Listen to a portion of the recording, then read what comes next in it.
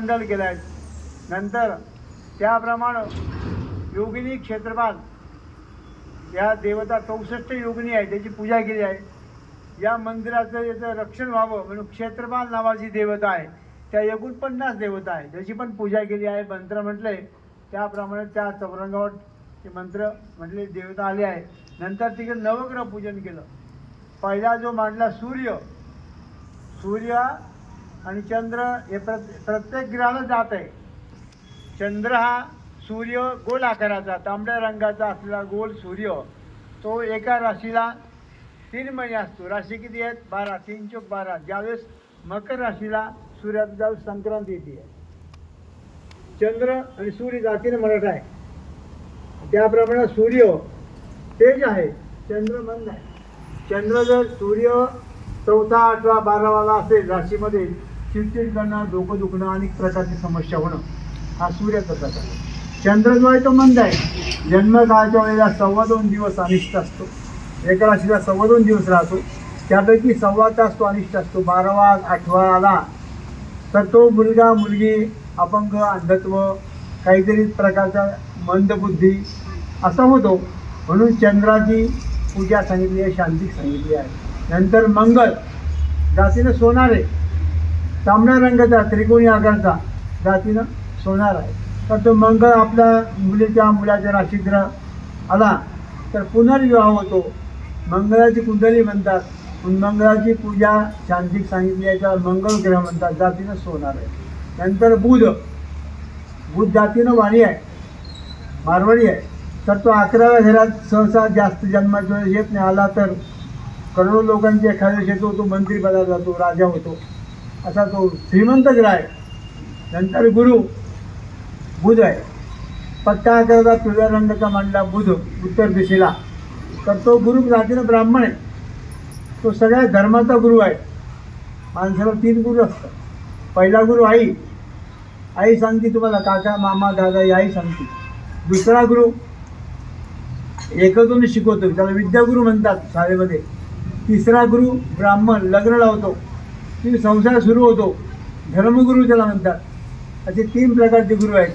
तर गुरु हा जातीनं ब्राह्मण आहे. तो सगळी विद्या तुम्हाला काही सांगत नसतो. सगळं काही सांगणारे का ते पूर्ण म्हणणार. तुम्हाला सांगितलं ब्राह्मण इतर तुमचं बाकीचं सगळं चालतंय. ब्राह्मणाकडे जे मंत्र आहेत, रुचम ब्राह्मण जन यंतो देवा अग्रे तदगृहम, ब्राह्मणाच्या जिभेच्या शेंडावर मंत्र आहेत, तीर्थ आहेत, रुचा आहेत. म्हणून ब्राह्मण लोक नेहमी चटणी कोशिंबीर भाजी खातात. रुचा त्याच्यामध्ये त्यांना जेवायला चांगलं लागतं, बाकी काही काय असत नाही. जेवायला ब्राह्मणाला चांगलं लागतं.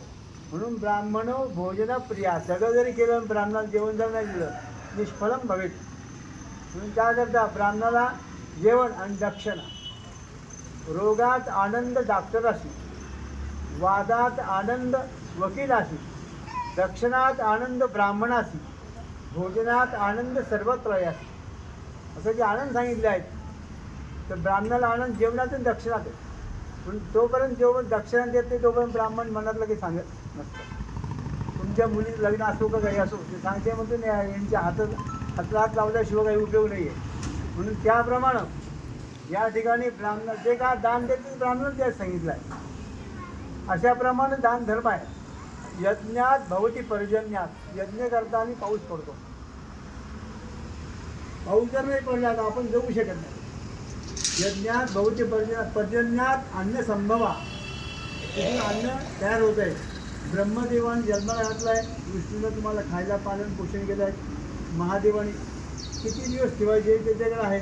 म्हणून महादेवाचं मंदिर मोठं असतं, गाभाऱ्यात असतो आणि नमस्कार असा आहे, हा जोडून नाही आहे. तर त्याकरता महादेवाची पूजा जी आहे तर नेहमी कैलास राहणं असं अशी जी पूजा आहे, हात असे हात करून, तर त्याला आपण नेहमी अपराध म्हणतो. 3 डोळे आहेत. एक डोळा प्रलय काळाचा आहे, भूकंप, अग्नी लागणे, महाकंप होणे, जास्त पाऊस पडणे. तुमच्याकरता महादेवाच्या मंदिरामध्ये नेहमी त्याच्या डोक्याला अभिषेक पात्र असतं. थेंब थेंब पाणी पडत असतं, अग्नी लागू नये म्हणून, कोणताही प्रयोग होऊ नये म्हणून त्याकरता महादेवाची पूजा आहे. आपल्या आता या ठिकाणी दशमीची स्नान करायचं आहे. हे झाल्यावर नंतर देवळात 10 प्रकारच्या गोष्टी निघून आल्याकरता तुम्हाला पीठ मीठ सांगितलं आहे. ती पूजा होणार.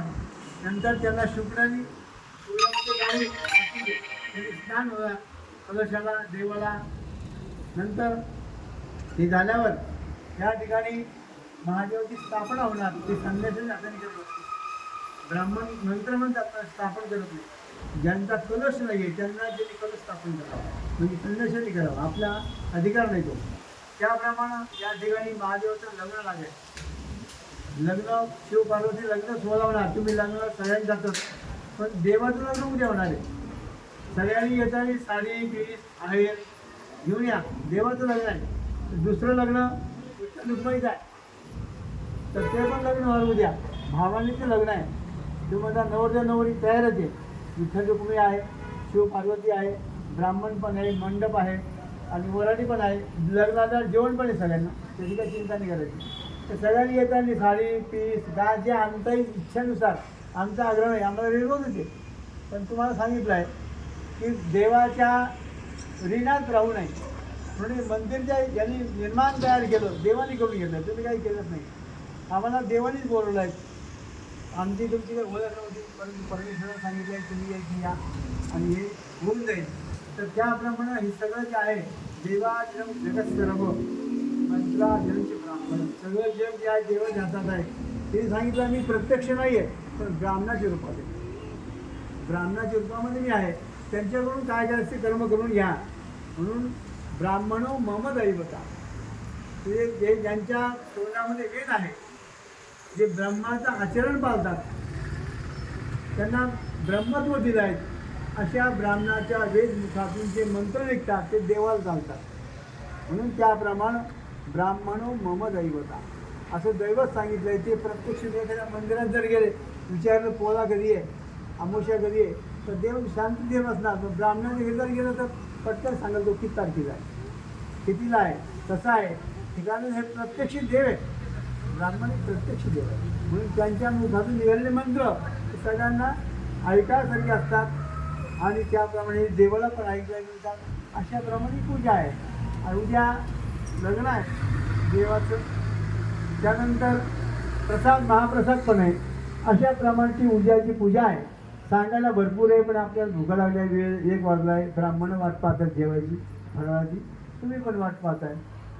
पार्वती पदे हर महादेव. गोपाल कृष्ण भगवान की जय.